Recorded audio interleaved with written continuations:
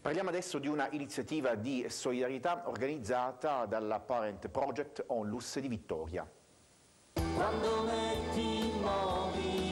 Si è svolta nel fine settimana scorso presso il Teatro Comunale Vittoria Colonna la manifestazione di solidarietà creativa di Silidee Buona a favore di Parent Project Sicilia, centro ascolto Duchenne di Vittoria contro la distrofia muscolare di Duchenne di Becker. La conference show ha visto protagonisti da un lato il vicepresidente nazionale di Parent Project Italia Onlus Luca Genovese, la responsabile dell'ufficio scientifico di Parent Project Italia Fernanda De Angelis, il biologo nutrizionista Daniele Tedeschi e la psicologa del CAD di Vittoria Sonia Benvissuto. Insieme ai relatori hanno dato il loro contributo di racconto gli artisti Sandro Bracchitta, autore di una splendida